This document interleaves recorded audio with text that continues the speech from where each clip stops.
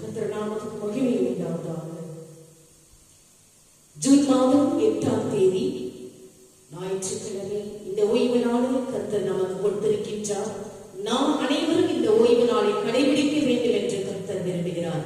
அப்படியாக நாம் எத்தனை பேர் நாம் ஆலயத்திற்கு சென்று கொண்டிருக்கின்றோம் என்று நீங்கள் அனைவரும் உங்கள் குடும்பங்களில் ஒவ்வொருவரையும் ஆண்டவர் அழைத்திருக்கின்றார். என் பிள்ளைகள் இன்றைய நாளில் என்னை நோக்கி வருவார்கள், என்னுடைய வீட்டிற்கு வருவார்கள், என்னுடைய ஆலயத்திற்கு வருவார்கள், அவர் என்னை துதிப்பார்கள், ஆராதிப்பார்கள், மகிழ்ந்து அவர் என்னை ஆசீர்வதிக்க எனக்காக ஓடி வருவார்கள் என்று கர்த்தர் விரும்புகிறார். நாம் அப்படியாக கிறிஸ்துவ பிள்ளைகள் அனைவரும் ஞாயிற்றுக்கிழமையில் எத்தனை பேர் ஆலயத்திற்கு சென்று கொண்டிருக்கின்றோம்?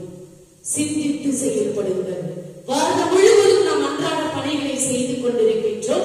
ஆனாலும் ஞாயிற்றுக்கிழமை ஏன் அந்த ஓய்வு நாளை கடைபிடிக்க முடியவில்லை என்று நீங்கள் ஒவ்வொருவரும் ஆண்டவரிடத்தில் கணக்கு கொடுக்க வேண்டும். நீங்கள் நினைக்கலாம் ஆண்டவர் என்னை ஒன்றும் செய்ய மாட்டார். நீங்கள் நினைக்கலாம் நான் வாழ்வது, நான் சம்பாதிப்பது, நான் பணம் சேகரிப்பது, நான் வாழ்க்கையில் நடந்து கொண்டிருப்பது என்று நீங்கள் நினைக்கலாம். ஆனால் நம்மை படைத்தவர் யார் என்பதை நீங்கள் ஒவ்வொருவரும் அறிந்திருக்க வேண்டும். தாய் கருவயிற்றிலே நம்மை படைத்தவர் ஆண்டவர் மாத்திரம் என்று நீங்கள் அறிந்து கொள்ள வேண்டும். இதை ஏன் தெரிந்தும் தெரியாமல் வாழ்ந்து கொண்டிருக்கின்றீர்கள் என்று நீங்கள் சிந்தித்து பார்க்க வேண்டும். அப்படியாக இன்றைய நாளில் கர்த்தர் நம்மை அழைக்கின்றார்.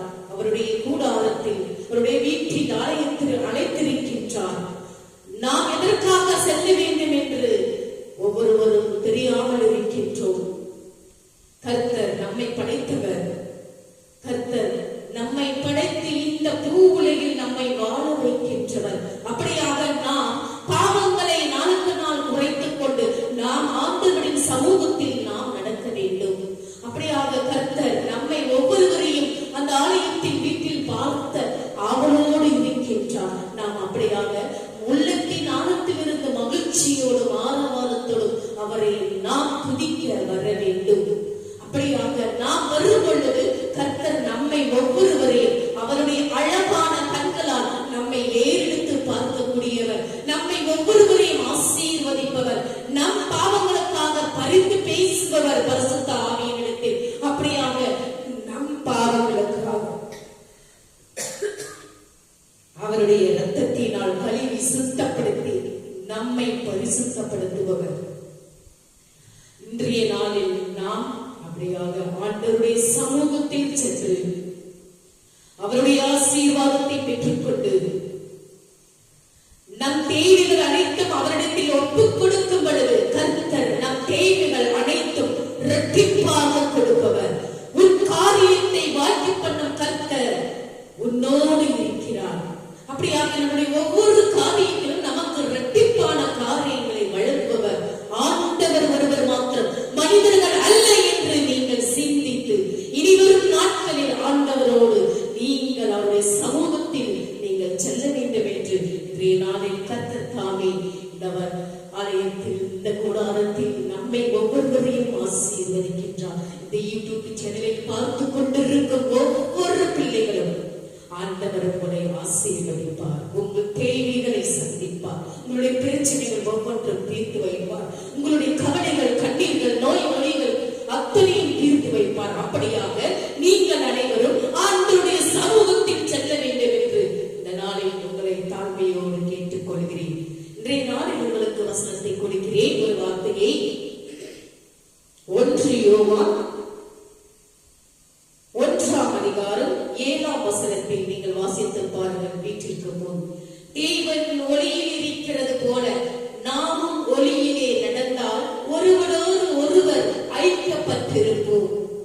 1 யோவான் 1ஆம் அதிகாரம் 7ஆம் வசனத்தில் வாசியுங்கள். தேவன் ஒளியில் இருக்கிறது போல நாமும் ஒளியிலே நடந்தால் ஒருவரோடு ஒருவர் ஐக்கியப்பட்டிருப்போம். இன்று இந்த வசனத்தின்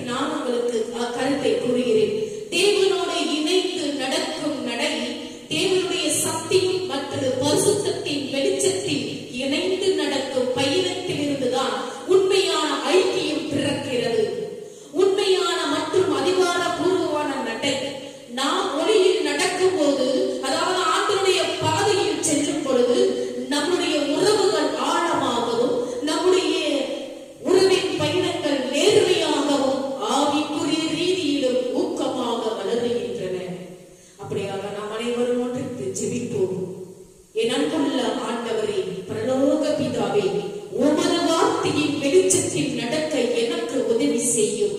மற்றவர்களுடனான எனது ஐக்கியம் உண்மையானதாகவும் கிறிஸ்துவை மையமாக கொண்டதாகவும் இருக்கும்படி கிருபை செய்வீராக. இயேசுவின் நாமத்தில் ஜெபிக்கிறோம் ஜீவனுள்ள நல்ல பிதாவே. நம் அனைவரும் ஆண்டவரோடு ஒன்றித்து ஜெபிக்க வேண்டும். வார்த்தைகளை நீங்கள் ஒவ்வொரு நாளும் ஆண்டவருடைய வார்த்தையை படித்து பெருக வேண்டும் என்று கர்த்தர் விரும்புகிறார். இந்த நீதிமொழிகளே நான் வார்த்தை கொடுக்கின்றேன். 30ஆம் அதிகாரம் 5ஆம் வசனத்தில் இந்த ஒரு வார்த்தையை பாருங்கள். தேவனுடைய வசனம் எல்லாம் புடமிடப்பட்டவைகள், தம்மை அண்டி கொள்ளுகிறவர்களுக்கு அவர் கேடகமானவர். நீதிமொழி 30ஆம் அதிகாரம் 5இல் வாசித்து பாருங்கள். ஆண்டவருடைய வசனம் எல்லாம், ஆண்டவருடைய வார்த்தைகள் எல்லாம் புடமிடப்பட்டவைகள், தம்மை அண்டி கொள்ளுகிறவர்களுக்கு அவர் ஒவ்வொரு நாளும் கேடகமானவர். உங்கள் வாழ்க்கையில் கர்த்தர் ஒரு வார்த்தையை பேசும்போது நீங்கள் அதை விசுவாசித்தால் அந்த வார்த்தைகள் உங்களுக்கு ஒரு கவசமாக இருந்து உங்களை பாதுகாக்கும். அப்படியான ஒவ்வொரு நாளும் ஆண்டவருடைய சமூகத்தில் செல்லுங்கள். ஆண்டவருடைய வார்த்தையை ஒவ்வொரு நாளும் படித்து பயிர்த்தெடுங்கள் என்று கர்த்தர் தாமே உங்களை இந்த நாளில் அழைத்திருக்கிறார்.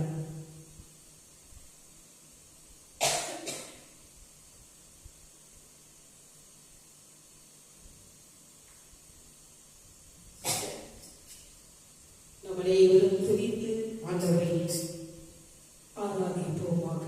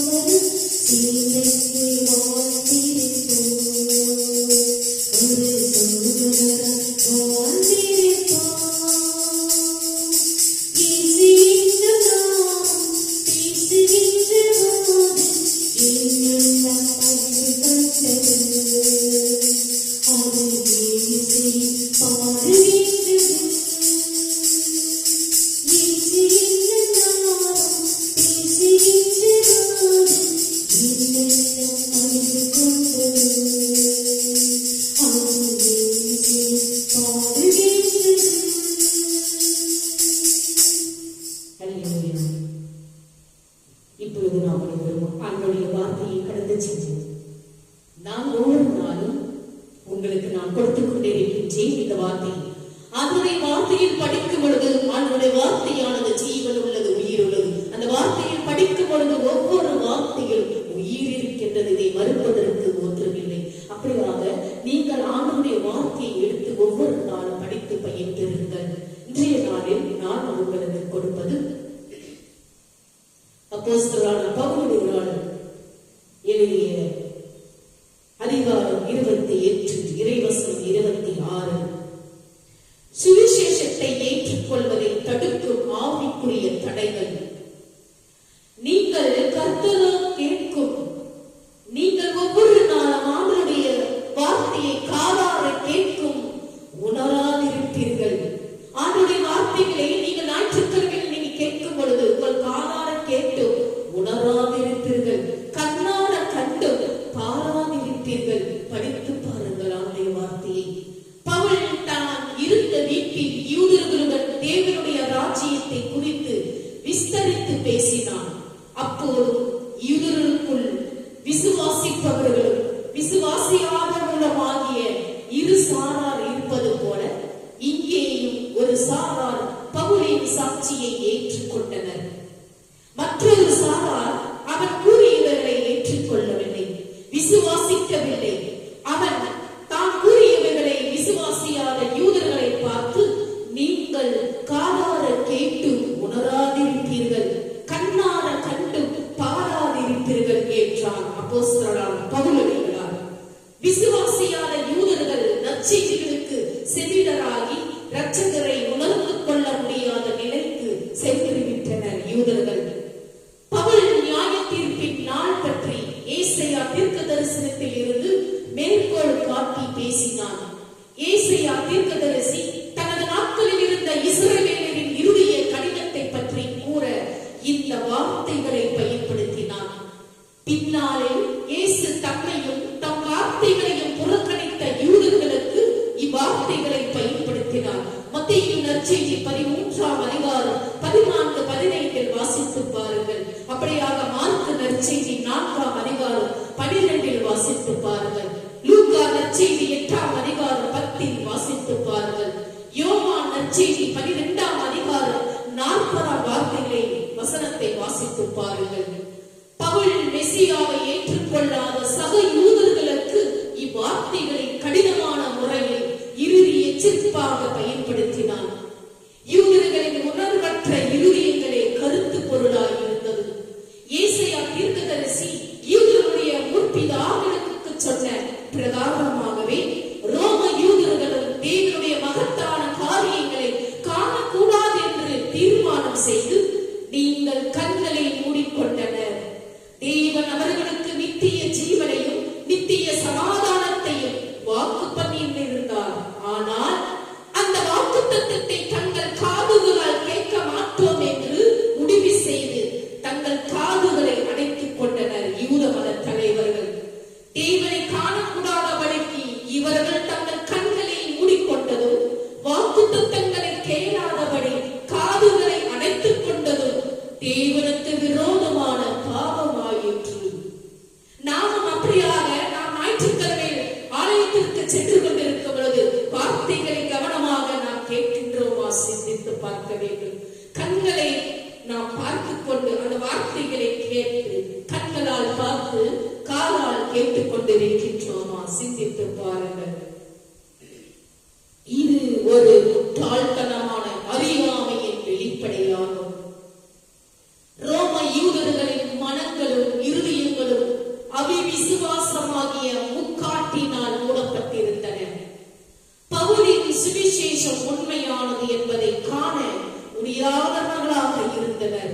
2 கொரிந்தியர் 3ஆம் அதிகாரம் 14-15 நீங்கள் படித்து பாருங்கள்.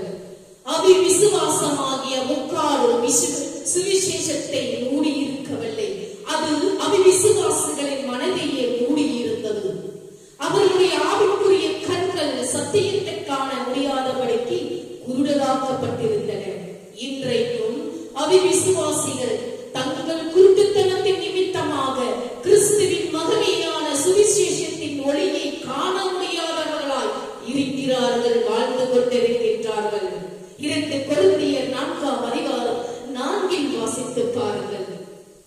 பவுலின் முக்கிய பணி குருடர்களை பார்வையடைய செய்து அவர்களை இருளில் இருந்து தேவனுடைய பிரகாசமான ஒளிக்கு நேராக திருப்புவதே ஆகும்.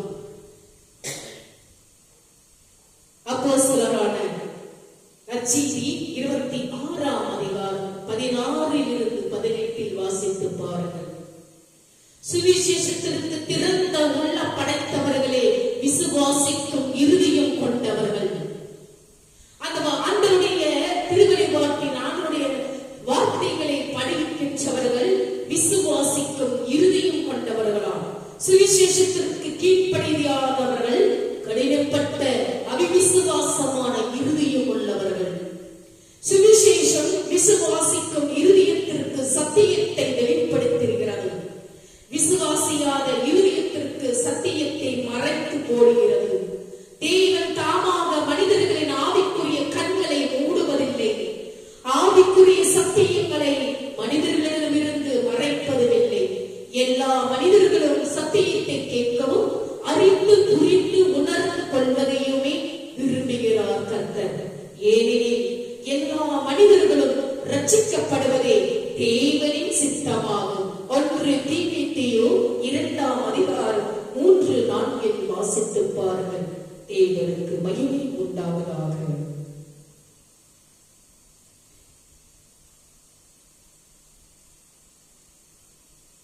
நம் அனைவரும் இந்த நேரத்தில் காவிரிக்கு கடந்து செல்வோம்.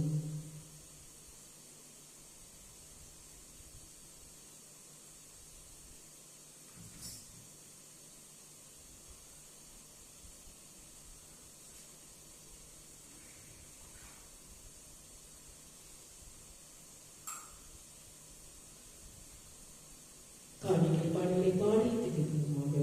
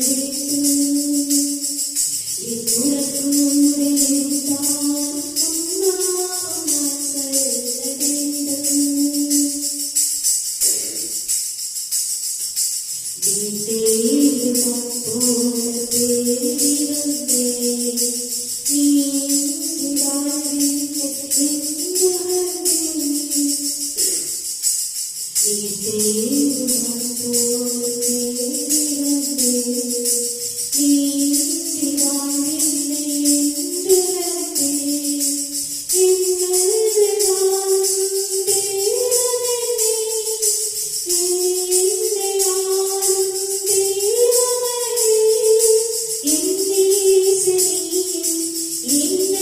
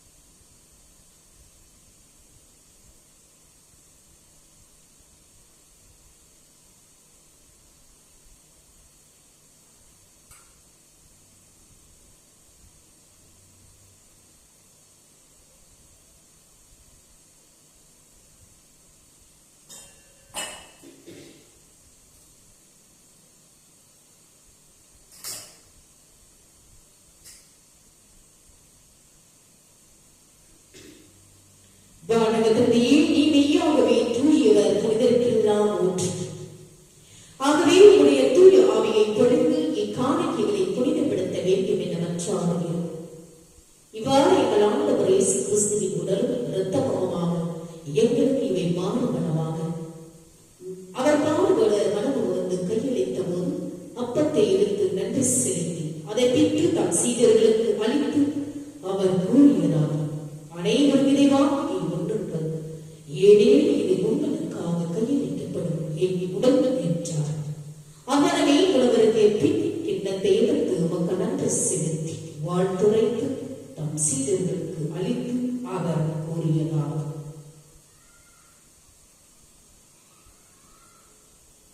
அனைவரும் இதை வாங்கி பருகுங்கள், ஏனெனில் இது புதிய நித்திய உடன்படிக்கைக்கான என்றார். இது பாவ மன்னிப்புக்கென்று உங்களுக்காகவும் எல்லாருக்காகவும் சித்தப்படும். இதை என் நினைவாக செய்யுங்கள் என்றார். நம் அனைவரும் வானொலி திருவிழத்தில் ஒருபடப்பட்டு பகிர்ந்து கொள்வோம்.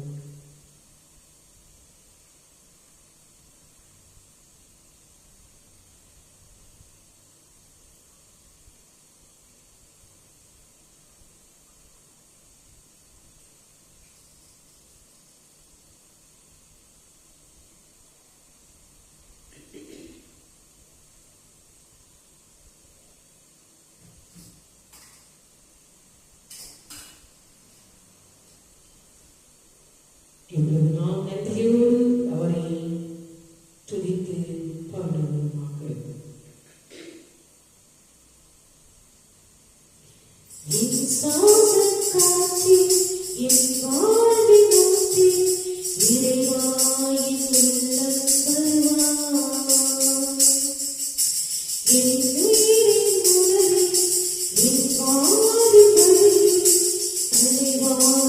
உன்னை தருவார்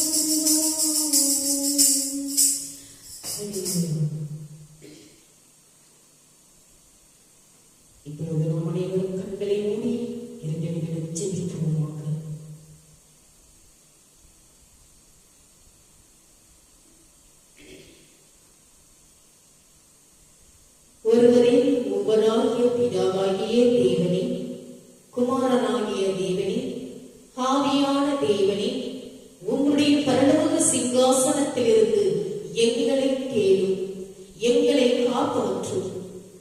பரிசுத்த திருத்துவமே, அன்பின் தேவனாகவும் இரக்கத்தின் தேவனாகவும் கிருபையின் தேவனாகவும் உம்மை நாங்கள் ஆராதிக்கிறோம்.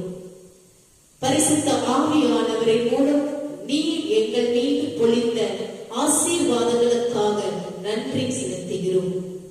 எங்கள் அன்பின் பிதாவே, எங்கள் ஆராதனையில் அவர் எவ்வளவு உற்சாகப்படுத்துகிறார்.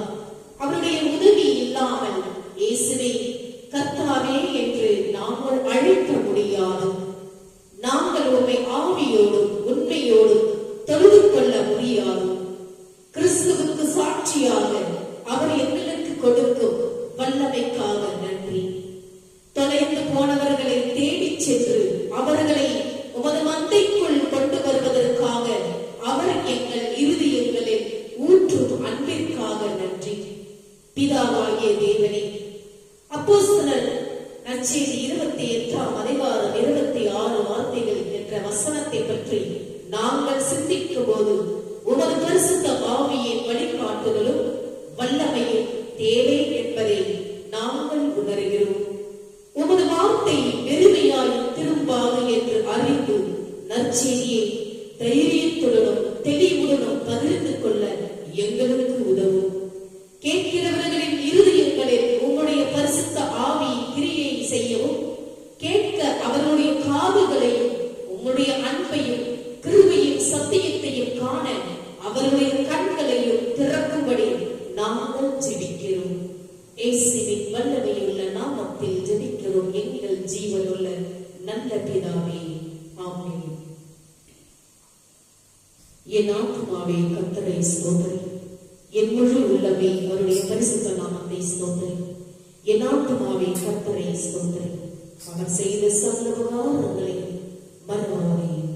நம் அனைவர் கண்களை மூடி ஆண்டவருடைய ஆசீர்வாதத்தை பெற்றுக் கொள்வோமாக. நம்முடைய ஆண்டவராகிய இயேசு கிறிஸ்துவின் கிருபையும் பிதாவுடைய அன்பும் பரிசுத்த ஆவியினுடைய அந்யோன்யம் ஐக்கியமும் நம்மோடும் நம்முடைய குடும்பத்தோடும் யாரெல்லாம் இந்த யூடியூப் சேனலை பார்த்துக் கொண்டிருக்கின்றார்களோ ஆண்டவருடைய வெளிச்சமானது உங்கள் மேலும் உங்கள் குடும்பத்தின் மேலும் பிரகாசமடையத்தக்கதாகும். ஆண்டவர் வரும் மற்றும் உங்கள் மேல் சந்தோஷம் சமாதானம் என்றென்று நிலைத்திருப்பதாக. ஆமென். May God bless you. ஆண்டவர் உங்களை ஒவ்வொருவரையும் ஆசீர்வதிப்பாராக.